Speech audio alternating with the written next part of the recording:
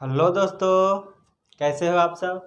मैं रोशन सिंह आप सबका स्वागत करता हूं आपके अपने खूबसूरत चैनल रोशन स्टडी पर। हम पढ़ रहे हैं वेक्टर और वेक्टर में अभी तक लेक्चर नंबर 9 तक ख़त्म कर चुके हैं। आज है वेक्टर का लेक्चर नंबर 10 और वेक्टर का इस लेक्चर नंबर 10 में हम पढ़ेंगे डॉट प्रोडक्ट, जो कि वेक्टर का लेक्चर नंबर 9 में जो हम वेक्टर शुरू किए थे डॉट प्रोडक्ट, वो डॉट प्रोडक्ट अभी कंप्लीट नहीं हुआ है, थोड़ा सा बचा रह गया था डॉट प्रोडक्ट। तो उसको आज डिटेल में क्लियर करेंगे, हर एक कॉन्सेप्ट डिटेल में क्लियर करेंगे। हर एक कॉन्सेप्ट, जितना भी कॉन्सेप्ट है डॉट प्रोडक्ट का, उन सारे कॉन्सेप्ट्स को डिटेल में क्लियर करेंगे और उस पर कुछ क्वेश्चंस को करेंगे। तो पिछले क्लास में हमने उतने सारे क्वेश्चंस नहीं किए थे, तो आज कुछ क्वेश्चंस को पहले करेंगे, उसके बाद जो आगे का कॉन्सेप्ट है थोड़ा सा बचा हुआ वो कॉन्सेप्ट भी क्लियर कर लेंगे। तो इस वीडियो को अंत तक देखिएगा। वीडियो अच्छा लगे तो लाइक कीजिएगा, चैनल को सब्सक्राइब कीजिएगा। तो चलिए वीडियो को शुरू करते हैं। A very good morning all of you. चलिए क्वेश्चन को जरा सॉल्व करके दिखाइए। इस क्वेश्चन को जरा सॉल्व कीजिए। क्या क्वेश्चन बोल रहा है? A particle moves from position इतना टू पोजीशन इतना due to uniform force of इतना newton. If the displacement is in metre then work done will be. Work done क्या होगा, निकालिए जरा सा। क्वेश्चन क्या बोल रहा है कि एक पोजीशन वेक्टर है 3i cap plus 2j cap minus 6k cap, ये पोजीशन वेक्टर है। इस पोजीशन वेक्टर से किसी पोजीशन वेक्टर इतना पर जाता है, जिसका पोजीशन वेक्टर का है coordinates 14i cap plus 13j cap plus 9k cap. यानी कि बोला कि कोई पार्टिकल इस फोर्स की वजह से, इतने फोर्स की वजह से इस पोजीशन से इस पोजीशन तक गया है, मतलब इस पोजीशन से इस पोजीशन तक गया है एक इस फोर्स की वजह से। तो टोटल डिस्प्लेसमेंट निकालेंगे, कितना होगा, डिस्प्लेसमेंट वेक्टर निकालेंगे। और डिस्प्लेसमेंट वेक्टर निकालना हम सिखा चुके हैं पिछले लेक्चर्स में, लेक्चर नंबर 8 में सिखाए थे। तो क्या करते हैं, पहले इस पोजीशन वेक्टर को, अगर इस वेक्टर को, पोजीशन वेक्टर है, ये पोजीशन जो है, इसका एक वेक्टर ड्रॉ कीजिएगा। यहाँ से एक्सिस लेकर 2 वेक्टर ड्रॉ कीजिएगा। तो दोनों से ही इस तरह के यहाँ पर ये जो है डिस्प्लेसमेंट वेक्टर वो निकाल लेते हैं। हम डायरेक्टली क्यों ना निकाल लेते हैं, मान लेते हैं ये ऑरिजिन है। यहाँ से अगर मान लीजिए कि ये ऑरिजिन है, ऐसे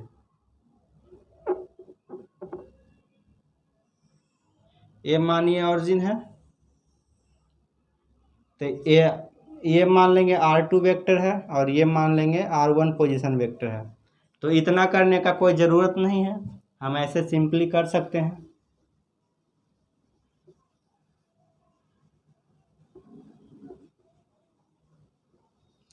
इतना हम क्यों करने जाए, हम शॉर्टकट जब जानते हैं। इसको हम R2 मान लेंगे और इस पोजीशन वेक्टर को हम R1 पोजीशन वेक्टर मान लेंगे। और इसका वैल्यू कितना दिया हुआ है, इसका वैल्यू दिया हुआ है 3i cap plus 2j cap और minus 6k cap.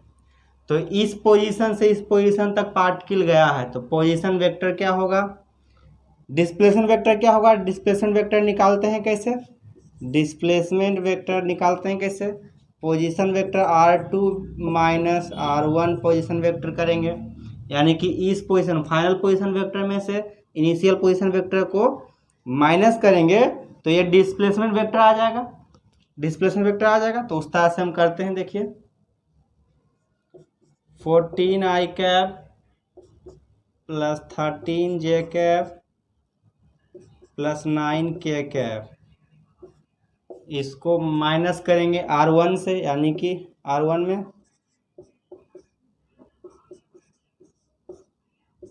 Minus 6k cap, ऐसे माइनस कीजिए कितना आता है, 14 में से 3 गया 11i कैप 13 में से 2 गया प्लस 11 जे कैप और 9 minus minus minus minus plus हो जाएगा तो 9 और 6 प्लस 15 के कैप। ये हो गया डिस्प्लेसमेंट वेक्टर। फोर्स वेक्टर क्या दिया हुआ है? फोर्स वेक्टर दिया हुआ है, देखिए 4i cap plus J cap and plus 3k cap, ये है। अब पूछा क्या है? वर्क डन निकालना। वर्क डन क्या होता है? वर्क डन होता है force dot displacement vector. Force vector dot displacement vector work done का फॉर्मूला होता है। वर्क डन बराबर, यहाँ से देखिए वर्क डन बराबर क्या होगा? Force vector dot displacement vector, दोनों का डॉट प्रोडक्ट लेते हैं। दोनों का डॉट प्रोडक्ट कैसे लेते हैं? तो आई कैप वाला को आई कैप वाला के साथ मल्टीप्लाई करेंगे, जे कैप वाला को जे कैप वाला के साथ मल्टीप्लाई करेंगे और के कैप वाला को के कैप वाला के साथ ही मल्टीप्लाई करते हैं। तो आई आई मल्टीप्लाई कीजिए, कितना हो जाएगा? 44, 11 इंटू 1 11 रह जाएगा, 15 इंटू 3 44 आ जाएगा, 45 आ जाएगा, 45। तो ये आ गया, इतना जूल हो जाएगा, इतना जूल वर्क डन होगा। तो वर्क डन निकाल लिए, कितना निकाल लेते हैं, इसको ऐड कर दीजिए, निकल जाएगा वर्क डन 45, 5 5 10 और 5 4 10 100 हो जाएगा, 100 जूल। 100 जूल आपका आंसर हो गया। तो इस टाइप के क्वेश्चंस को ऐसे किया जाता है, ये मेडिकल में पूछा जाता है, नीट के एग्जाम में इस टाइप का क्वेश्चन पूछा जाता है, इसलिए इसको बनाइएगा जरूर। और इस टाइप का ढेर सारा क्वेश्चन आपका डीसी पांडे बुक में दिया हुआ है, उसको जाकर जरूर बनाइएगा। ये क्वेश्चन डीसी पांडे से ही लिया गया है और इस टाइप का ढेर सारा क्वेश्चन है डीसी पांडे में, तो उस बुक से जाकर इस टाइप के क्वेश्चन को प्रैक्टिस जरूर कीजिएगा। नीट वाले बच्चे तो जरूर करेंगे प्रैक्टिस। देखिए कौन सा ऑप्शन नंबर ये हो गया आपका, इसको नोट कीजिए जरा। हो गया, नोट कर लिए? Okay,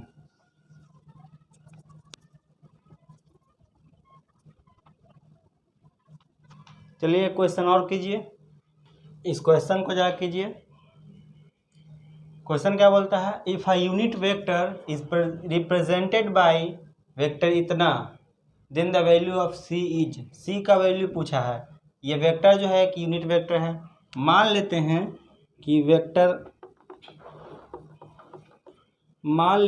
vector A equal to दिया है 0.5 आई कैप प्लस 0.8 जे कैप प्लस सी के कैप, ऐसे, ठीक है। तो सी का वैल्यू पूछा है, सी का वैल्यू कैसे निकालेंगे? तो देखिए जरा, क्या दिया है? यूनिट वेक्टर है, ये क्या है? एक यूनिट वेक्टर है, मतलब ये वेक्टर ए जो है वो एक यूनिट वेक्टर है। यूनिट वेक्टर है, इसका मतलब मॉड ऑफ ए क्या होगा? अगर ये एक यूनिट वेक्टर है तो मॉड ऑफ ए क्या होगा? मॉड ऑफ ए का मतलब होता है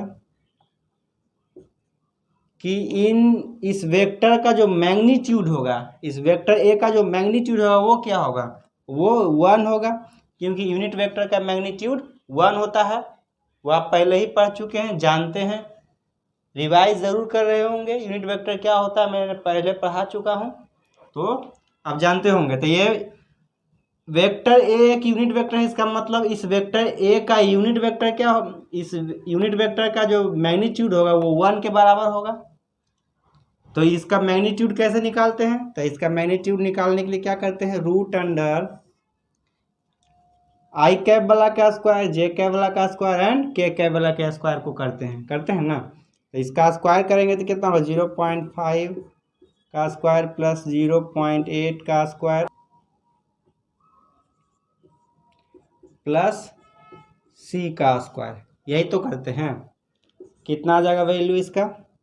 0.25 प्लस 0.64 होगा ना, और plus C square equal to किसके बराबर होगा? 1 के बराबर होगा, 1 के बराबर होगा।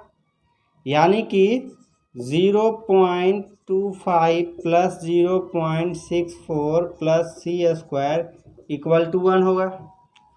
रूट उधर गया स्क्वायर में एक के साथ, तो एक का स्क्वायर करेंगे तो एक ही रह जाएगा। इन दोनों को जरा ऐड कीजिए, 549,628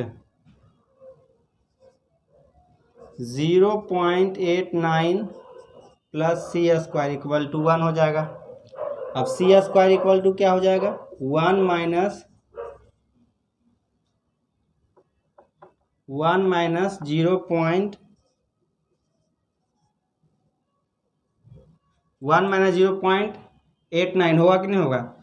0.89 इधर है तो 1 के साथ उधर क्या जाएगा, 1 माइनस 0. माइनस में जाएगा, यानी कि c² बराबर क्या आ जाएगा, यहाँ से c² बराबर निकाल लीजिए 1 और बच्चा 9 में से 8 गया 1, 0.11 बचा। तो c का वैल्यू क्या हो जाएगा, रूट अंडर 0.11,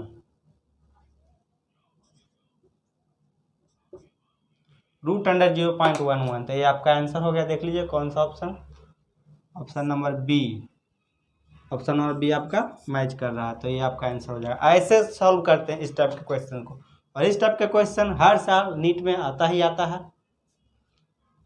तो आप एक्सपेक्ट करके चलिएगा कि अगले साल भी आ सकता है, इसलिए इसको नोट कीजिए और इस टाइप का क्वेश्चन बनाइएगा जरूर, जो कि DC पांडे बुक में बहुत ही अच्छे से दिया हुआ है, बहुत ही बेस्ट लेवल के क्वेश्चंस उसमें दिए हुए हैं।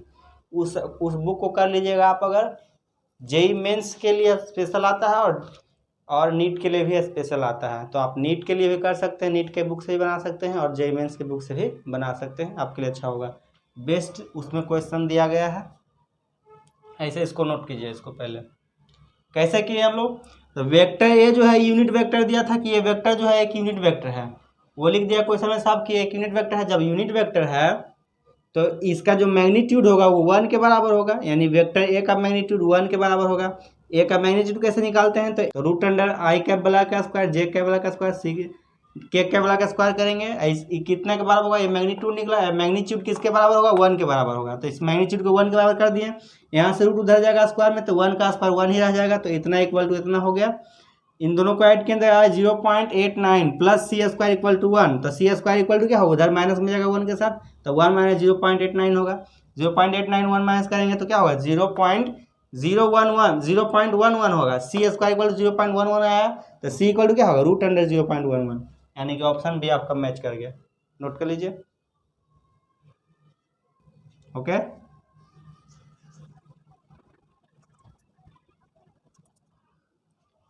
चलिए अभी एक क्वेश्चन और कीजिए। इस क्वेश्चन को कीजिए, इसके जस्ट एक स्टेप आगे का क्वेश्चन है, उस क्वेश्चन को कीजिएगा। चलिए इस क्वेश्चन को कीजिए, ये भी एक बेहतरीन लेवल का क्वेश्चन है, इसको कीजिए जरूर। क्या है, इतना एज ए यूनिट वेक्टर बोला है कि ये जो है ये एक यूनिट वेक्टर दिया है जो कि परपेंडिकुलर है इस वेक्टर के परपेंडिकुलर है। Then find the value of a1 and a2। a1 और a2 का वैल्यू पूछा है अगर ये दोनों वेक्टर जो है आपस में परपेंडिकुलर है तो मान लेते हैं कि ये वेक्टर a इक्वल टू दिया हुआ है a1 i cap plus a2 j cap, और ये वेक्टर b दिया हुआ है बराबर क्या दिया हुआ है 4i cap minus 3j cap, ऐसा मान लेते हैं। अब क्या दिया है, ये तो एक इन्फॉर्मेशन है कि ये एक यूनिट वेक्टर है, और दूसरा इन्फॉर्मेशन है कि इसके परपेंडिकुलर भी है, ये एक यूनिट वेक्टर भी है और इस वेक्टर के परपेंडिकुलर भी है। तो यूनिट वेक्टर है, इसका मतलब इसका मैग्नीट्यूड 1 के बराबर होगा। इसका जो मैग्नीट्यूड होगा, इस वेक्टर ए का जो मैग्नीट्यूड होगा वो 1 के बराबर होगा, यानी कि मॉड ऑफ ए जो होगा 1 होगा, पहला इन्फॉर्मेशन। दूसरा इन्फॉर्मेशन क्या दिया है कि ए और बी का परपेंडिकुलर है, ये वेक्टर इसका परपेंडिकुलर है, मतलब vector A perpendicular to vector B है। इसका मतलब क्या हुआ कि vector A dot vector B equal to 0 होना चाहिए कि नहीं, vector A dot vector B equal to zero होगा, परपेंडिकुलर अगर है तो, परपेंडिकुलर है तो ज़ीरो होगा। तो पहला इन्फॉर्मेशन से इसका मैग्नीट्यूड निकाल लेंगे। इसका मैग्नीट्यूड क्या हो जाएगा, निकाल लीजिए। a1 का स्क्वायर प्लस a2 का स्क्वायर रूट अंडर, होगा कि नहीं होगा? इसको बढ़िया से लिख दीजिए। इसका जो मैग्नीट्यूड होगा a1 का स्क्वायर प्लस a2 का स्क्वायर बराबर 1 के बराबर होगा यहाँ से, क्योंकि यूनिट वेक्टर है, यूनिट वेक्टर का मैग्नीट्यूड 1 के बराबर होगा। तो ये यूनिट वेक्टर, इसका मैग्नीट्यूड क्या होगा, 1 के बराबर होगा। दूसरा, दोनों का डॉट प्रोडक्ट 0 होगा, तो डॉट प्रोडक्ट लीजिए दोनों का, i को i के साथ मल्टीप्लाई कीजिए तो क्या हो जाएगा 4a1, फिर j को j के साथ मल्टीप्लाई कीजिए तो क्या होगा 3 प्लस माइनस माइनस 3a2, इतना हो गया, इक्वल टू क्या होगा 0 के बराबर होगा, इक्वल टू 0 के बराबर होगा। इस डॉट प्रोडक्ट से जब डॉट प्रोडक्ट दोनों का लेंगे तो इतना आएगा। इसको यहाँ पर लिख लीजिए, इसको इधर लाकर लिख लीजिए यहाँ पर 4a1 minus 3a2 equal to 0। क्यों होगा, क्योंकि अगर ए बी का परपेंडिकुलर है तो A dot B equal to 0 होगा। ए डॉट बी निकाले तो इतना आया, ये 0 के बराबर होगा, ये जो होगा 0 के बराबर होगा। यहाँ से एक चीज़ देख लेते हैं कि 4a1 इक्वल टू 3a2 हो जाएगा, होगा ना, 4a1 इक्वल टू 3a2 हो जाएगा। यहाँ से निकालिए a1 square plus a2 square equal to 1 हो जाएगा, क्योंकि रूट है, उधर जाके स्क्वायर में चेंज होगा तो 1 का स्क्वायर 1 ही रह जाएगा। अब इन दोनों में से किसी एक का वैल्यू उसमें जाकर रख लीजिए। a1 का मान लेते हैं, वैल्यू निकाल लेते हैं, a1 का वैल्यू निकाल लेते हैं तो कितना हो जाएगा, यहाँ पर निकाल लीजिए, a1 का वैल्यू निकाल लीजिए। a1 बराबर क्या हो जाएगा 3/4a2, 3/4a2 यहाँ पर रखिए, a1 का वैल्यू यहाँ पर रख देंगे, इसमें रखेंगे इस a1 का वैल्यू, ये जो a1 आया है ये वैल्यू रखेंगे इसमें, तो रखते हैं 3/4a2 का होल स्क्वायर प्लस a2 का होल स्क्वायर इक्वल टू 1, कितना हो गया 9/16 a2 का होल स्क्वायर प्लस a2 का होल स्क्वायर इक्वल टू 1। इन दोनों को ऐड करेंगे तो क्या होगा 16 प्लस 9 यानी कि 25 a2 का whole square by 16 equal to 1, इतना आ गया। यहाँ से a2 इक्वल टू निकाल लेंगे, a2 इक्वल टू क्या हो जाएगा a2 का whole square equal to 1 by यानी 16/25 हो जाएगा, 16/25। तो a2 इक्वल टू क्या हो जाएगा, a2 इक्वल टू हो जाएगा रूट अंडर 16/25, यानी a2 का वैल्यू क्या आ गया, a2 का वैल्यू आ गया 4/5, तो यहाँ पर लिख लीजिए a2 का वैल्यू क्या आ गया, a2 का वैल्यू आ गया 4/5, 4/5 आया है, यानी कि कितना आया 0, इसको पॉइंट में निकालिए 0.825 यानी कि 0.8। तो a2 का वैल्यू 0.8 आ गया है। a1 का वैल्यू निकाल सकते हैं यहाँ पर, a1 इक्वल टू 3a2 है, देखिए a1 इक्वल टू 3a2 है, 4a1 इक्वल टू, तो 4a1 इक्वल टू 3a2 के जगह पर क्या रखेंगे 0.8, तो क्या हो जाएगा 4a1 इक्वल टू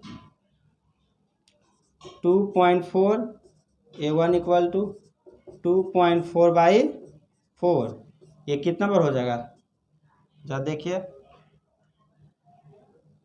2 4 6 0.6 आ जाएगा, 0.6, यानी कि a2 बराबर आ गया है 0.8, a2 बराबर आ गया है 0.8 और a1 बराबर 0.6। कैसे आया, ये यूनिट वेक्टर दिया था तो इसका मैग्नीट्यूड 1 के बराबर होगा और ये वेक्टर इसके परपेंडिकुलर था, तो इन दोनों का जो डॉट प्रोडक्ट होगा वो 0 होगा। दो इन्फॉर्मेशन यहाँ से निकाल लें, यहाँ से मैग्नीट्यूड इसका 1 के बराबर निकाल लें, यहाँ से रूट जाएगा तो रूट जाएगा उधर स्क्वायर में, तो 1 का स्क्वायर 1 ही रह जाएगा, तो a1 square plus a2 square equal to 1 आया। यहाँ से इसका जब मैग्नीट्यूड निकाल लिए तो इतना आ गया, इसका जब डॉट प्रोडक्ट दोनों का डॉट प्रोडक्ट लेंगे तो क्या आएगा 4a1 minus 3a2 equal to 0, दोनों का डॉट प्रोडक्ट लिए तो 4 into a1 4a1 3 into a2 minus 3a2 equal to 0, यानी कि 4a1 इक्वल टू 3a2 आ गया, 3a2 आ गया। अब a1 का वैल्यू देखिए, a1 का वैल्यू क्या आ जाएगा 3/4a2, 3/4a2 आ गया। ये a1 का वैल्यू इसमें हम रख दिए, तो a1 बराबर रखते हैं तो 4/3/4 a2 का होल स्क्वायर प्लस a2 का होल स्क्वायर इक्वल टू 1, क्या होगा 9/16 a2 का होल स्क्वायर प्लस a2 का होल स्क्वायर इक्वल टू 1, तो 25 a2 का whole square by 6 equal to 1 होगा। तो a2 इक्वल टू क्या हो जाएगा, a2 इक्वल टू 16/25 हो जाएगा, और a2 का स्क्वायर इक्वल टू 16/25 आया, तो a2 इक्वल टू क्या हो जाएगा √16/25, √16/25 यानी कि a2 इक्वल टू 4/5 आ गया। 4/5 आया मतलब कितना आया 0.8, तो a2 इक्वल टू 0.8 देखिए किस में दिया हुआ है, एक ही ऑप्शन में है, a2 equal to 0.8 option A में है, तो ऑप्शन ए आपका सही हो जाएगा। a1 इक्वल टू निकाल लेंगे तो इस इक्वेशन में रख देंगे, a1 का a2 का वैल्यू इस इक्वेशन में रखेंगे तो a1 आ जाएगा ना, क्योंकि 4a1 इक्वल टू 3a2 दिया हुआ है, तो 3 इंटू a2 रखेंगे, तो यहाँ पर 3 इंटू a2 रख दिए, तो 4a1 इक्वल टू 3a2 2.4 आ गया। a1 इक्वल टू 2.4/4 होगा तो क्या आएगा 0.6 आएगा, तो यानी कि a1 इक्वल टू 0.6 केवल ऑप्शन ए में है, तो ये ऑप्शन सही हो जाएगा। इस टाइप के क्वेश्चन आते हैं, नीट में भी आते हैं, जेईई मेंस में भी आते हैं, तो इस टाइप के क्वेश्चन सॉल्व जरूर कीजिएगा, नोट कीजिए, नोट कर लीजिए। नोट करने में अगर दिक्कत हो रही हो तो मैं पार्टीशन कर देता हूँ यहाँ से।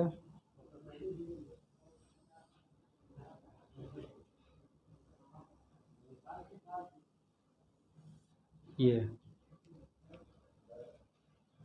यहाँ का प्रोसेस इधर किया हुआ है, a1 इक्वल टू इतना a2, यहाँ पर a2 का वैल्यू पुट करेंगे तो यहाँ से सॉल्व करके यहाँ लाएंगे, a2 का वैल्यू यहाँ आ गया 16/425, a2 इक्वल टू है √16/25, यानी अब यहाँ से a2 इक्वल टू 4/5 हो जाएगा, इसका वैल्यू है 0.8 और a1 का वैल्यू है 0.6, जो कि ऑप्शन नंबर ये ए में दिया हुआ था, तो ऑप्शन नंबर ये आपका करेक्ट आंसर हो जाएगा। नोट कर लीजिए जल्दी से, हो गया ओके।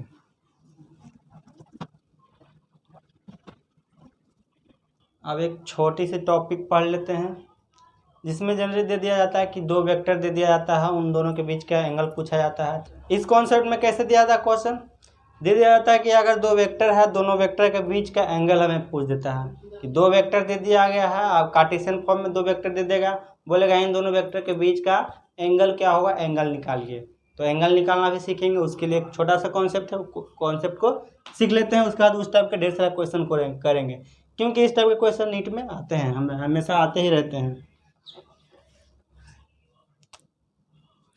जैसे कि आपको दे दिया ऐसे कि ये वेक्टर ए है, ये वेक्टर बी है, ये वेक्टर ए है, ये वेक्टर बी है, इन दोनों के बीच का जो एंगल है ये थीटा है, ठीक है।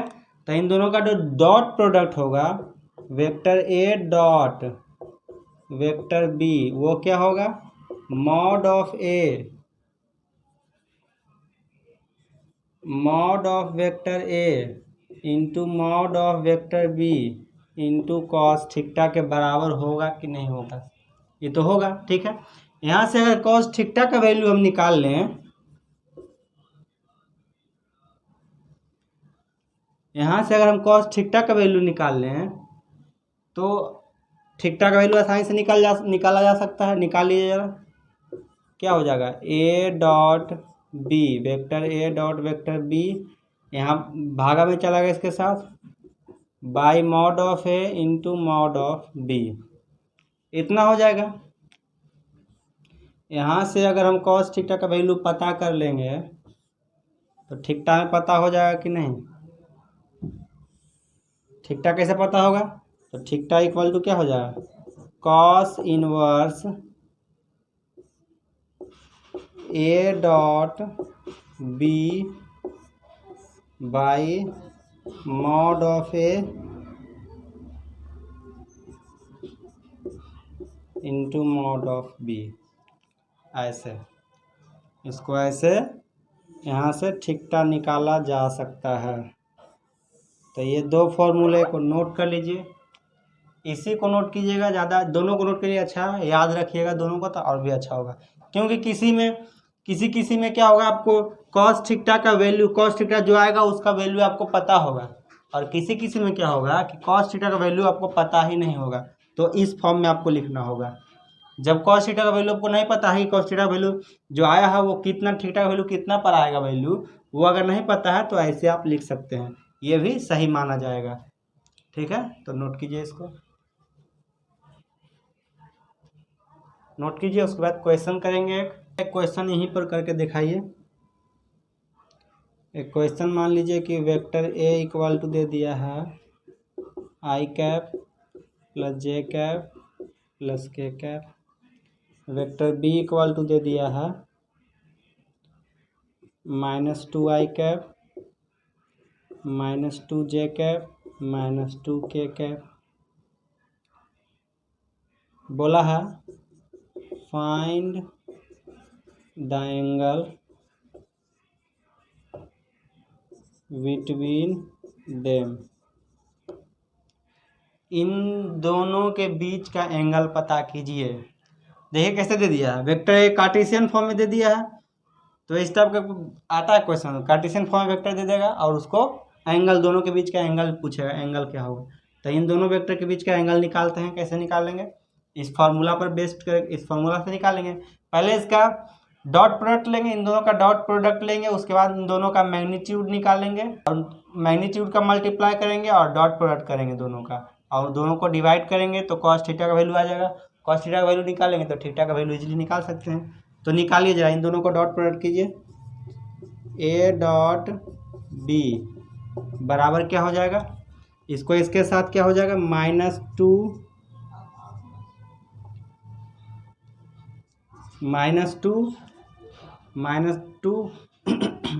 इंटू 1 -2 जे इंटू -2, ये भी होगा -2, के इंटू -2, ये भी होगा -2। तो टोटल कितना हो जाएगा, -2 -2 -2 यानी कि -6। तो ए डॉट बी बराबर -6 आ गया है।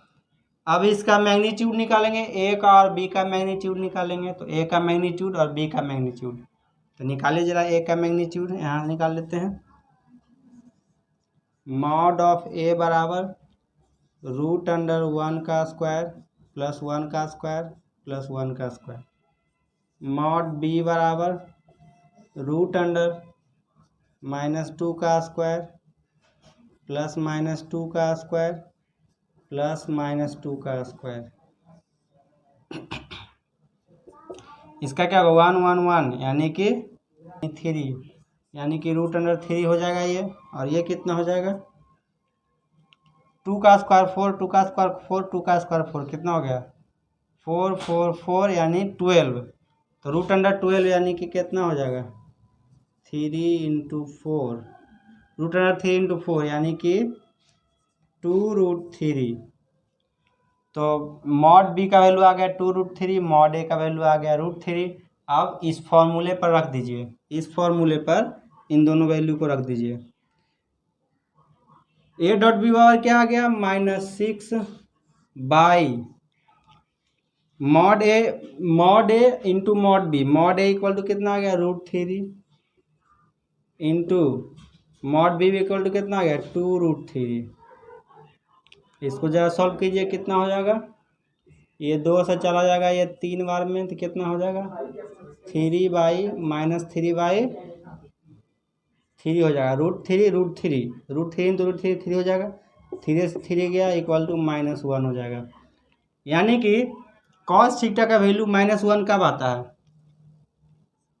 कॉस थीटा का वैल्यू -1 कब आता है, जब थीटा 180 डिग्री होता है। तो थीटा 180 डिग्री होता है तो कॉस थीटा वैल्यू -1 आता है। तो इस तरह से थीटा 180 डिग्री दोनों के बीच का होगा, यानी कि इन दोनों जो वेक्टर दिया है इन दोनों वेक्टर के बीच का एंगल 180 डिग्री होगा। मतलब एक वेक्टर इधर की ओर होगा तो दूसरा वेक्टर इधर की ओर होगा। ठीक है, इसको नोट कीजिए। हो गया, हो गया। चलिए क्वेश्चन कीजिए। और ये क्वेश्चन नंबर क्या हो जाएगा, 3 हो गया तो 5, क्वेश्चन नंबर 5। मान लीजिए वेक्टर ए इक्वल टू दे दिया है I cap plus J cap, vector B equal to दे दिया है J cap plus K cap. पूछा है find the value of angle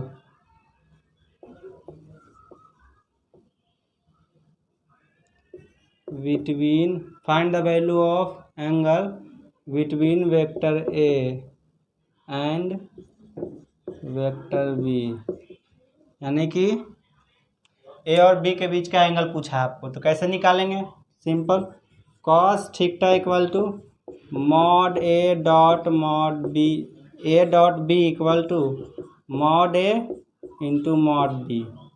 ठीक है, ए डॉट बी निकाल लेंगे, क्या हो जाएगा, A dot B equal to, जल्दी जल्दी कीजिए यहाँ से, आई तो है नहीं इसमें, इन दोनों का डॉट प्रोडक्ट लेंगे। डॉट प्रोडक्ट लेंगे तो क्या होगा, 1 आई कैप, इसमें आई कैप है नहीं तो 1 इंटू 0 हो जाएगा, 1 इंटू 0 प्लस उसी तरह से जे इंटू जे, यानी कि 1 इंटू 1 प्लस के तो है नहीं उसमें तो 1 इंटू 0, 1 इंटू 0, टोटल कितना हो जाएगा वैल्यू, 0 हो गया, ये 1 हो गया, ये 0 हो गया, टोटल 1 वैल्यू आ गया। तो A dot B equal to 1 हो गया। मॉड ए इक्वल टू निकाल लेते हैं, मॉड ए इक्वल टू क्या हो जाएगा, रूट अंडर इसका 1 का स्क्वायर प्लस 1 का स्क्वायर, यानी कि √2। मॉड बी का वैल्यू निकाल लेते हैं, इसमें 1 का स्क्वायर प्लस 1 का स्क्वायर, ये भी आ गया √2। इस पर रख दीजिए, कॉस थीटा इक्वल टू ये आ गया 1, A dot B equal to 1 आया है, मॉड ए मॉड बी कितना आ गया, √2, तो √2 इंटू √2 यानी कि 1/2। कॉस थीटा का वैल्यू 1/2 है, तो थीटा का वैल्यू क्या आ जाएगा, 60 डिग्री पर। तो कॉस थीटा का वैल्यू 1/2, थीटा का वैल्यू 60 डिग्री पे होता है। तो इस तरह से 60 डिग्री एंगल दोनों की, इन दोनों वेक्टर के बीच का एंगल 60 डिग्री हो गया। नोट कीजिए, हो गया, नोट कर लीजिए।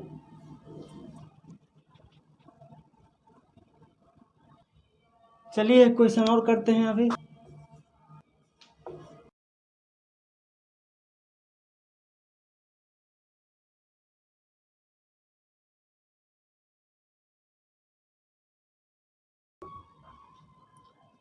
इन दोनों के बीच एंगल निकालना है, फिर से उसी तरह से करेंगे।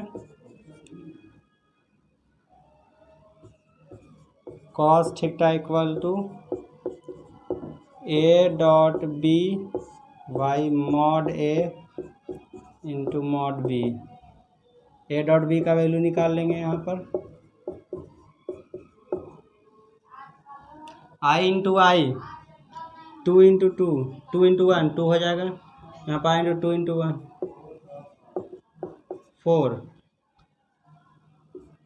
4 आ गया, और मॉड ए का वैल्यू निकालें तो क्या आ जाएगा, √2 का स्क्वायर प्लस 1 का स्क्वायर, 4 इंटू 1 √5, मॉड बी बराबर 2 का स्क्वायर 4 प्लस 1 का स्क्वायर, यानी √5।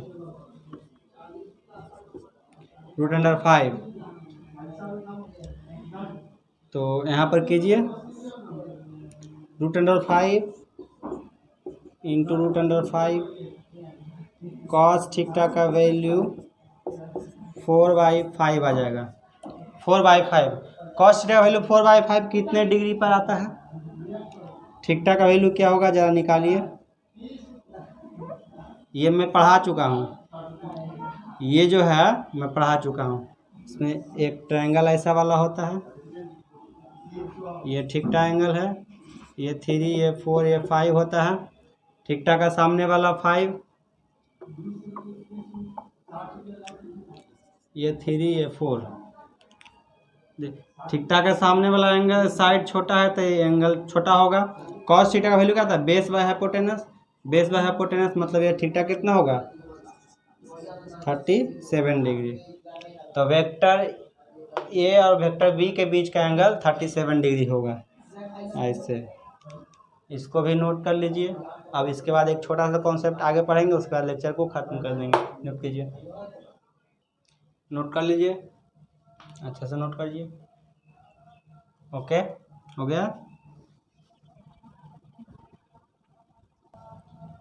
अब आजकल इस टॉपिक से एक और वैरायटी का क्वेश्चन आने लगा है कि पूछ देता है कि एंगल, एक वेक्टर जो है, एक वेक्टर के द्वारा एक्स एक्सिस के साथ कितना डिग्री का एंगल बनाया जा रहा है, वाई एक्सिस के साथ कितना डिग्री का एंगल बनाया जा रहा है, जेड एक्सिस के साथ कितना डिग्री का एंगल बनाया जा रहा है। इस टाइप का क्वेश्चन पूछ देता है। एक वेक्टर दे देगा, वेक्टर कार्टेशियन फॉर्म में दे देगा कि ये वेक्टर कार्टेशियन फॉर्म में दिया गया। वो वेक्टर जो है एक्स एक्सिस से कितना डिग्री का एंगल बनाएगा, वाई एक्सिस से कितना डिग्री का एंगल बनाएगा और जेड एक्सिस से कितना डिग्री का एंगल बनाएगा। इस टाइप के क्वेश्चन पूछे जा रहे हैं आजकल। तो उस टाइप के क्वेश्चंस को भी बनाने के लिए, अच्छे समझने के लिए पहले थोड़ा छोटा सा कॉन्सेप्ट समझते हैं, तो उस टाइप के क्वेश्चन भी सॉल्व कर पाए, इसलिए इसके लिए एक छोटी सी कॉन्सेप्ट है, उसको सीखना पड़ेगा। जैसे मान लिए कि ये एक्स एक्सिस है, ये वाई एक्सिस है, ये वाई एक्सिस हो गया, ये एक्स एक्सिस हो गया,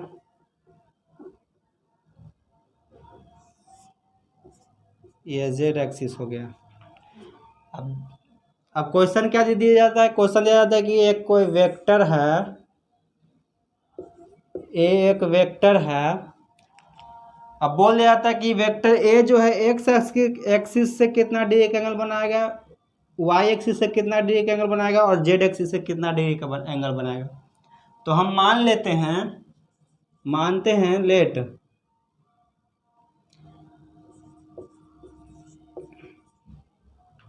angle made by vector, let angle made by vector with coordinate axis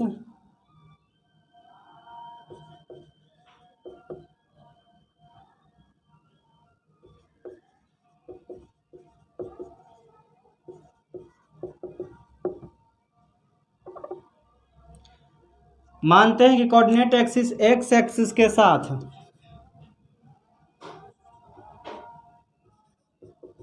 x axis, let angle made by vector with coordinate axis is alpha, beta and gamma. ऐसा मानते हैं। X axis के साथ मान लेते हैं एंगल अल्फा बनाया है, वाई एक्सिस के साथ मानते हैं एंगल बीटा बनाया है और जेड एक्सिस के साथ मानते हैं कि एंगल गामा बनाया गया है। तो ऐसा मान लेते हैं कि एंगल अल्फा, एंगल बीटा और एंगल गामा जो है ये वेक्टर एक्स एक्सिस के साथ, वाई एक्सिस के साथ और जेड एक्सिस के साथ बना रहा है। तो देखिए ये एंगल एक्स एक्सिस के साथ बनाएगा, इसको अल्फा माने हैं। अल्फा को कैसे निकालते हैं जरा देख लीजिए। यहाँ पर, यहाँ से एक परपेंडिकुलर ड्रॉ करेंगे तो ये एक ट्रायंगल बन जाएगा, ये एक ट्रायंगल बन जाएगा। जब इसका देखिए ए का, वेक्टर ए का एक्स डायरेक्शन में कंपोनेंट क्या होगा, ए एक्स होगा कि नहीं। ये कंपोनेंट जो होगा वो ए एक्स होगा कि नहीं। ये वेक्टर ए है, वेक्टर ए का एक्स डायरेक्शन में कंपोनेंट ए एक्स कंपोनेंट हो जाएगा। इस वेक्टर ए का वाई डायरेक्शन में कंपोनेंट क्या हो जाएगा, ए वाई कंपोनेंट हो जाएगा। यहाँ से इधर क्या हो जाएगा, इधर हो जाएगा ए वाई कंपोनेंट। एक्स डायरेक्शन में एक्स कॉम्पोनेंट, वाई डायरेक्शन में ए वाई कॉम्पोनेंट, उसी तरह से इधर ए जेड कॉम्पोनेंट हो जाएगा इस वेक्टर का। ये 3D में है, ये बाहर जेड एक्सिस जो है बाहर निकलता हुआ है, तो इसको मैं यहाँ पर दिखा नहीं सकता हूँ, इसलिए यहाँ पर ए जेड एक्सिस के साथ ए जेड बना रहा है हमें ए एक्स, ये और मान लेते हैं कि इसके साथ एक्स एक्सिस के साथ अल्फा एंगल बनाया है, वाई एक्सिस के साथ बीटा एंगल बनाया है, और उसी तरह से माने हैं कि जेड एक्सिस के साथ गामा एंगल बनाया है। तो अल्फा बीटा, अल्फा का निकाल लेंगे, उसी तरह से बीटा का वैल्यू निकलेगा, उसी तरह से गामा का भी वैल्यू निकलेगा। जरा इस ट्रायंगल को देखिए, इस ट्रायंगल को जरा देखिए, इसमें कॉस थीटा का वैल्यू, कॉस अल्फा का वैल्यू आप क्या लिखेंगे? कॉस अल्फा का वैल्यू जरा लिखिए इस ट्रायंगल में। इस ट्रायंगल में ये बेस हो जाएगा, ये हाइपोटेनस हो जाएगा। तो बेस बाय हाइपोटेनस, बेस हो गया एक्स और हाइपोटेनस क्या होगा? Vector A. तो वेक्टर ए नहीं होगा यहाँ पर, वेक्टर ए का मैग्नीट्यूड, इस वेक्टर ए का मैग्नीट्यूड है यहाँ पर, वेक्टर ए का मैग्नीट्यूड होगा, मतलब ये साइड निकालना हमको। बेस बाय हाइपोटेनस, हाइपोटेनस मतलब ये साइड, ये साइड का मतलब क्या है? इसका मैग्नीट्यूड, ये वेक्टर नहीं, इस वेक्टर का मैग्नीट्यूड, इस वेक्टर का मैग्नीट्यूड क्या होगा? मॉड ए हो जाएगा। तो यहाँ से अल्फा का वैल्यू निकाल लेंगे, यहाँ से अल्फा का value cos inverse A X by mod A, ऐसे निकाल लेंगे।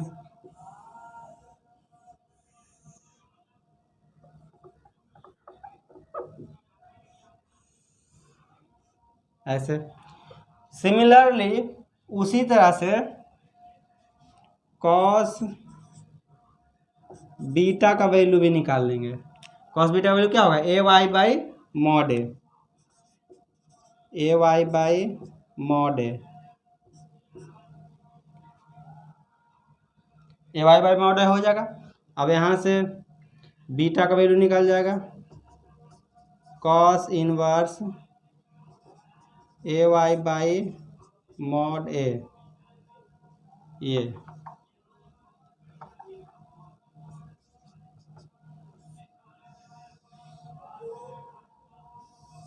ऐसे। उसी तरह से गामा का भी वैल्यू निकल जाएगा, cos gamma equal to A Z by mod A करके। यहाँ से गामा का एक्चुअल वैल्यू निकालना है, तो cos inverse A Z by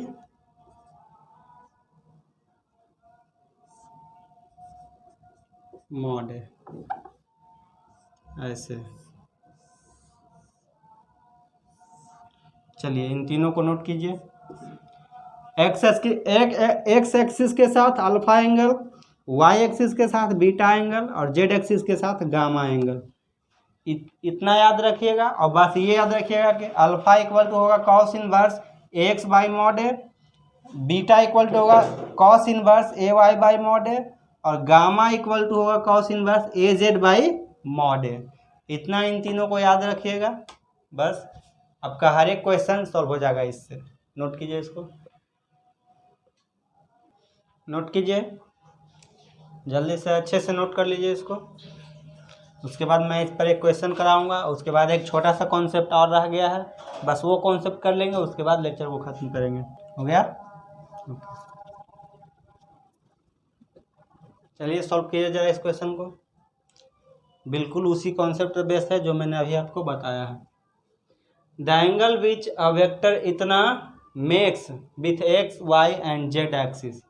बोल क्या रहा है कि ये वेक्टर दिया है, ये वेक्टर एक्स वाई और जेड एक्सिस के साथ कितना डिग्री का एंगल बनाएगा।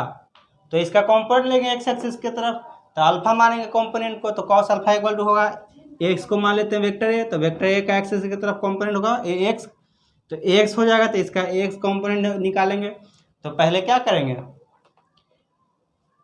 ऐसे करेंगे, देखिए इसको मान लें कि वेक्टर ए इक्वल टू दे दिया है I cap plus J cap plus √2 के कैप। कॉस अल्फा मानेंगे कि एक्स एक्सिस के साथ अल्फा एंगल बना रहा है, कॉस अल्फा इक्वल टू क्या लेंगे? ए एक्स बाई मॉड ए। अब ए एक्स, एक्स कॉम्पोनेंट क्या है इसका? एक्स के डायरेक्शन में आई कैप यानी कि 1 है, तो केवल 1, और बाई इसका मॉड ए जब लेंगे, मॉड ए, तो मॉड ए बराबर क्या होगा, 1 का स्क्वायर प्लस 1 का स्क्वायर प्लस √2 का स्क्वायर। तो क्या हो जाएगा 1 + 1 + 2, 2 2 4 यानी कि 2। तो मॉड ए बराबर 2 आ गया। तो x बाई मॉड ए बराबर 2, तो अल्फ़ा बराबर क्या हो जाएगा cos इनवर्स 1/2 यानी कि कितना हो जाएगा 60 डिग्री। 60 डिग्री का एंगल बनाया। cos बीटा निकाल लेंगे। cos बीटा क्या होता है मानते हैं, cos बीटा मानते हैं कि y एक्सिस के साथ कितना एंगल बना रहा है। तो y एक्सिस के साथ देखिए जे कैब है, y एक्सिस क्या है, जे कैब क्या है, y एक्सिस के डायरेक्शन को रिप्रेजेंट कर रहा है। तो y एक्सिस के तरफ कॉम्पोनेंट क्या होगा जे कैब यानी कि 1 होगा, 1, और बाई मॉड ए 2 हो जाएगा। तो इसमें भी क्या होगा वैल्यू 60 डिग्री होगा, इसमें भी 60 डिग्री होगा। उसी तरह से कॉस गामा निकालेंगे। Cos gamma equal to Y axis, cos gamma यानी कि जेड एक्सिस की तरफ क्या है √2 है, √2 यूनिट बना रहा है। तो √2 हो जाएगा बाई 2 हो जाएगा, क्या हो गया 1/√2 हो गया। 1/√2 कितना का वैल्यू था, कॉस गामा का वैल्यू 1/√2 आया है। इसका मतलब गामा का वैल्यू कितना हो जाएगा 1/√2 यानी कि 45 डिग्री, 45 डिग्री का एंगल बना रहा है। तो देखिए कौन सा ऑप्शन मैच कर रहा है, अल्फ़ा 60 डिग्री, बीटा भी 60 डिग्री और गामा 45 डिग्री। किस में है 60 डिग्री 60 डिग्री 60 डिग्री तीनों में है, इसमें है। देखिए 60 डिग्री अल्फ़ा, बीटा 60 डिग्री और गामा 45 डिग्री। तो ये इस टाइप के क्वेश्चन आप आसानी से आप बना सकते हैं। इस टाइप के जितने भी हार्ड क्वेश्चन आ जाएंगे वो सब क्वेश्चन आप कर सकते हैं। इस टाइप का क्वेश्चन नीट में आता है, आजकल बहुत ज़्यादा आने लगा इस टाइप का क्वेश्चन, इसलिए नोट जरूर कीजिएगा। इसलिए मैं इस कॉन्सेप्ट को यहाँ पर बताया हूँ, इसको नोट कीजिए। ये अच्छे से हो गया, ओके। अब ज़रा एक कॉन्सेप्ट पढ़ लेते हैं। और कई क्वेश्चन ऐसे दे दिया जाता है कि कार्टेशियन फॉर्म में एक वेक्टर दे दिया जाएगा और बोलेगा कि इस वेक्टर का कंपोनेंट निकालिए किसी और वेक्टर के रिस्पेक्ट में। मतलब दे दिया कि ऐसे दे देता है 2i cap plus 3j cap एक वेक्टर है, इसका कंपोनेंट निकालिए j cap plus k cap इस वेक्टर के अलॉन्ग, इस वेक्टर का कंपोनेंट इस वेक्टर के अलॉन्ग निकालिए। तो ऐसे कैसे निकालेंगे इसको आप अभी नहीं जानते होंगे, इसको मैं यहाँ पर कॉन्सेप्ट बता रहा हूँ, उसे डायरेक्ट आप निकाल सकते हैं इस तरह के क्वेश्चन को। इस तरह के क्वेश्चन जो होते हैं ना वो नीट में पूछे जाते हैं। जरूरी नहीं कि सारे जितना कॉन्सेप्ट मैं पढ़ा रहा हूँ सारे कॉन्सेप्ट एक ही साल पूछे जाएँ, अलग अलग साल अलग अलग उस टाइप के क्वेश्चन को पूछा जाता है। तो इस टाइप के क्वेश्चन भी पूछे जाते हैं। तो ज़रा कीजिए सॉल्व कीजिए, पहले कॉन्सेप्ट पढ़ लीजिए जो मैं कॉन्सेप्ट पढ़ा रहा हूँ यहाँ पर। जैसे मान लीजिए एक वेक्टर ये है, ये वेक्टर ए है और ये वेक्टर बी है। पूछेगा component of vector B, component of vector B along vector A. मतलब वेक्टर बी का वेक्टर ए के अलॉन्ग कंपोनेंट क्या होगा, ऐसे पूछ देगा। तो क्या करेंगे, इसका परपेंडिकुलर निकालेंगे। अब सोच लिए होंगे यहाँ पर कि वेक्टर बी का कंपोनेंट ए के अलॉन्ग क्या हो जाएगा बी कॉस थीटा हो जाएगा। बिल्कुल सही है आप, बिल्कुल सही हैं आप। लेकिन अगर कार्टेशियन फॉर्म में दे दिया जाए तो क्या करेंगे आप, ये वेक्टर बी इक्वल टू दे दिया जाए 2i cap plus 3j cap plus 4k cap ऐसे करके दे दिया जाए, और ये वेक्टर ए दे दिया जाए 1i cap plus 3j cap minus 6k cap ऐसे करके दे दिया जाए दोनों वेक्टर का कार्टेशियन फॉर्म में। अब बोलेगा वेक्टर बी का कॉम्पोनेंट वेक्टर ए के अलॉन्ग निकाले, तो कैसे निकालिएगा, कॉस थीटा निकालना पड़ेगा। उसके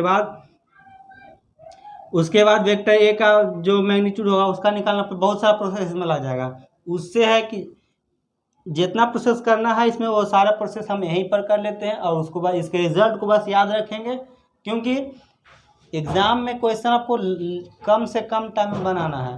1 मिनट एक क्वेश्चन पर मिलता है आपको टाइम, तो 1 मिनट में एक क्वेश्चन बनाने के लिए इस टाइप का आपको करना पड़ेगा। इसका रिजल्ट को याद रखना पड़ेगा, तो रिजल्ट को याद रखिएगा। इसको देखिए कैसे यहाँ पर रिजल्ट निकालते हैं। यहाँ पर देखिए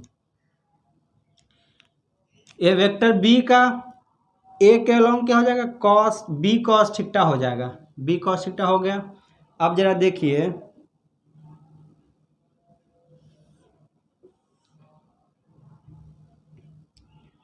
कंपोनेंट ऑफ ए बी क्या हो जाएगा,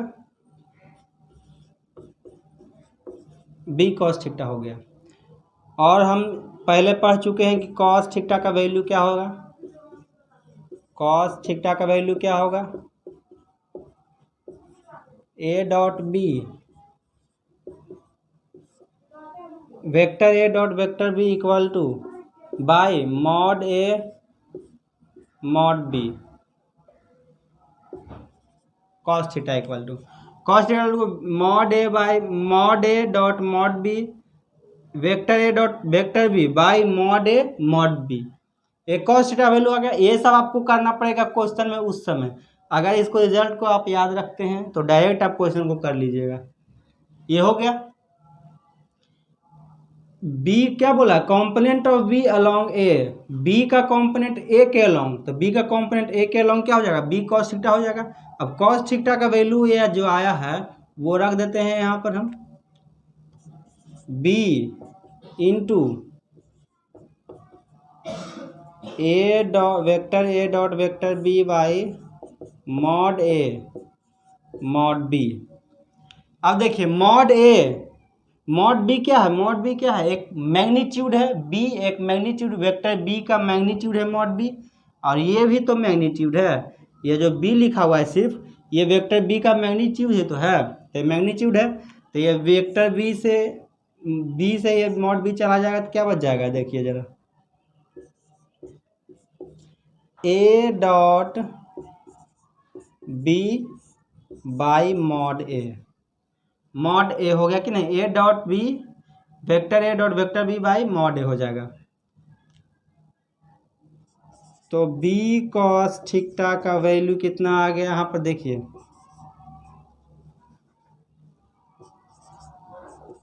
vector B.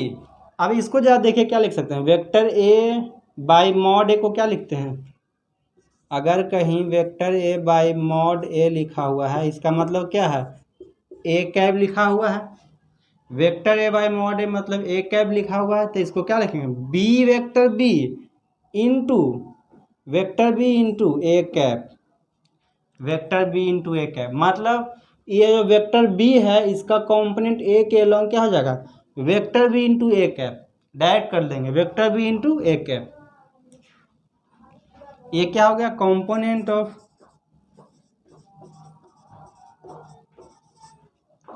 Vector B along vector A. ये component of vector B along vector A अगर दिया है वेक्टर बी का कंपोनेंट वेक्टर ए के रिस्पेक्ट में, तो क्या करेंगे, वेक्टर बी लेंगे और वेक्टर ए का यूनिट वेक्टर लेंगे। वेक्टर ए का क्या लेंगे, यूनिट वेक्टर केवल लेंगे। तो जिसका कंपोनेंट पूछेगा वो पूरा वेक्टर लेंगे और जिसके अलॉन्ग पूछेगा उसका केवल यूनिट वेक्टर लेंगे, और दोनों को मल्टीप्लाई कर देंगे तो क्या हो जाएगा, उस वेक्टर का कंपोनेंट निकल जाएगा दूसरे वेक्टर के रिस्पेक्ट में। देखिए इस टाइप का अगर दिया जाए आपको component of vector A along vector B ऐसे दे दिया जाए तो क्या करेंगे, सिंपल, इसका कंपोनेंट पूछा है इसके अलॉन्ग, तो क्या करेंगे, वेक्टर ए को उसी तरह से लिखेंगे और वेक्टर बी का यूनिट वेक्टर ले लेंगे। तो A vector A into B cap. तो इस तरह से इसको सॉल्व कर लेंगे। इस टाइप के क्वेश्चंस आते हैं, इसको नोट कीजिए। उसके बाद इस टाइप का एक क्वेश्चन करा रहा हूँ मैं, उस क्वेश्चन को कीजिएगा जिससे आपका कॉन्सेप्ट अच्छे से क्लियर हो जाएगा। नोट कीजिए। यहाँ से बोलेगा वेक्टर ए का कॉम्पोनेंट बी के अलोंग, तो vector A into B cap. इसमें क्या बोला, component of vector B along vector A, तो क्या होगा vector B into A cap. B का कॉम्पोनेंट पूछा है तो वेक्टर बी लेंगे, और ए के अलोंग पूछा है तो ए का यूनिट वेक्टर लेंगे। उसी तरह से ए का कॉम्पोनेंट पूछा है बी के अलोंग, तो ए का कॉम्पोनेंट पूछा है तो वेक्टर ए लेंगे, और बी के अलोंग पूछा है तो बी का यूनिट वेक्टर लेंगे। बी का यूनिट वेक्टर क्या होता है, बी का यूनिट वेक्टर होता है बी कैप।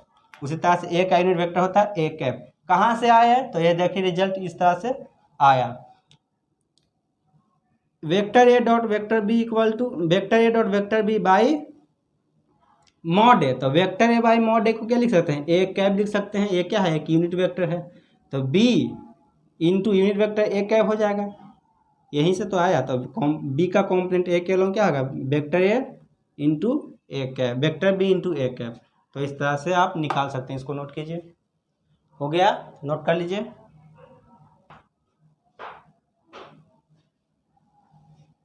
ओके, चलिए इस क्वेश्चन को जरा सॉल्व कीजिए। क्या दिया है, the component of vector A along the vector इतना, इस वेक्टर का कंपोनेंट इस वेक्टर के अलोंग, तो क्या करेगा, वेक्टर ए का कंपोनेंट इस वेक्टर के अलोंग क्या होगा, ए कॉस थीटा। तो कॉस थीटा यहाँ पर कहाँ दिया हुआ है, कॉस थीटा तो आपको निकालना पड़ेगा, तो इसलिए मैंने कॉस थीटा पहले ही निकाल के उसका रिजल्ट आपको बता दिया है। डायरेक्ट इस वेक्टर का कंपोनेंट पूछा है इसके अलोंग, तो क्या करेंगे, इसको मान लीजिए वेक्टर बी दे दिया है, तो वेक्टर ए का वेक्टर बी के अलोंग कंपोनेंट,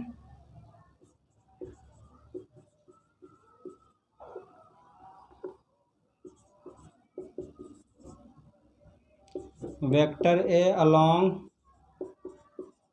वेक्टर बी, तो क्या इसमें दिया हुआ है,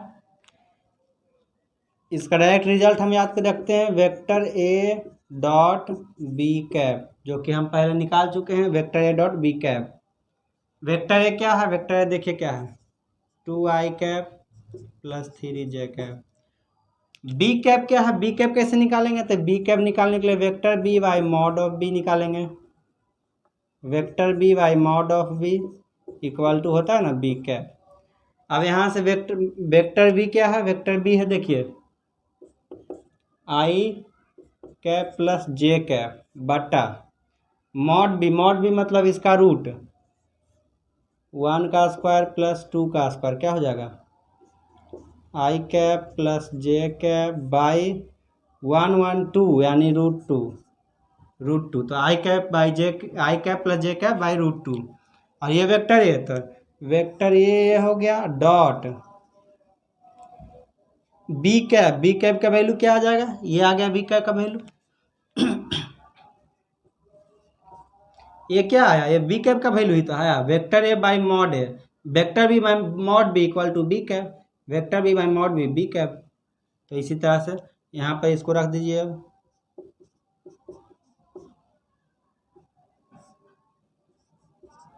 डायरेक्ट इन दोनों का डॉट प्रोडक्ट कर लेंगे, इन दोनों का जब डॉट प्रोडक्ट करेंगे तो जो है वैल्यू आएगा वो आंसर हो जाएगा, इनमें से कोई एक आंसर हो जाएगा। देखिए कैसे, आई कैप वाला आई कैप के साथ मल्टीप्लाई होगा तो क्या होगा 2 बाई रूट 2 प्लस जे वाला जे कैप के साथ तो 3 बाई रूट 2, दोनों को ऐड कीजिएगा तो 2 और 3 5 बाई रूट 2, तो 5 बाई रूट 2 आपका आंसर हो गया। ऐसे सिंपली इस टाइप का क्वेश्चन को आसानी से इस कॉन्सेप्ट से आसानी से सॉल्व कर सकते हैं।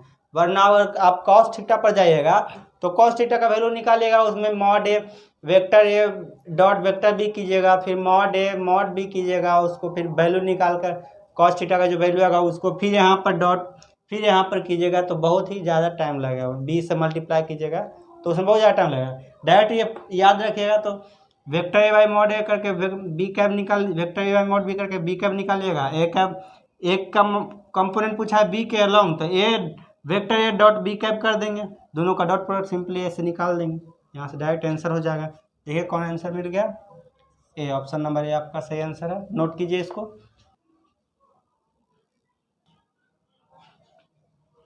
हो गया, नोट कर लीजिए अच्छे से, नोट कर लीजिए, हो गया। डॉट प्रोडक्ट खत्म हो चुका है, स्केलर प्रोडक्ट खत्म हो चुका है। बहुत ही अच्छे से मैंने हर एक कॉन्सेप्ट को समझाया, हर एक कॉन्सेप्ट पर बेस्ड क्वेश्चंस भी कराया। जब चैप्टर ख़त्म होगा तो चैप्टर के अंत में मैं एक वीडियो और लेकर आऊँगा, वो थोड़ा लंबा वीडियो होगा। उसमें सारे टॉपिक के जितने भी क्वेश्चंस हैं वो सारे क्वेश्चंस आए प्रीवियस ईयर वाले क्वेश्चन रहेंगे, उन सारे क्वेश्चंस को करा दूंगा, जिससे क्या होगा कि सारा पूरा का पूरा चैप्टर एक बार रिवाइज हो जाएगा लास्ट में। और इससे पहले मैं वीडियो को अंत करूं, इससे पहले मैं आपको बताना चाहता हूं कि आप ज़रूर रिवीजन ज़रूर से ज़रूर कीजिए। मैं बोल रहा हूं जो कीजिए ज़रूर रिवीजन, रिवीजन के बिना कुछ नहीं हो सकता आपका। नीट और जेईई मेंस का सपना तो दूर की बात है, आप बोर्ड में भी अच्छा परफॉर्म करना चाहते हैं तो अच्छे से रिवीजन ज़रूर कीजिए। सिंपल मैथमेटिक्स का रिवीजन ज़रूर अच्छे से कीजिए, और यूनिट एंड डायमेंशन का, यूनिट एंड डायमेंशन और सिंपल मैथमेटिक्स इन दोनों का जितना बार रिवीजन कर सकते हैं उतना बार रिवीजन कीजिए। आप ही के लिए अच्छा होगा, आप ही के लिए फ़ायदेमंद साबित होगा ये। तो ज़रूर आप रिवीजन करते रहिए। तब तक के लिए धन्यवाद वीडियो देखने के लिए। वीडियो अच्छा लगे तो लाइक ज़रूर कीजिएगा, सब्सक्राइब कीजिएगा चैनल को, और अपने दोस्तों में शेयर कीजिएगा। जय हिंद।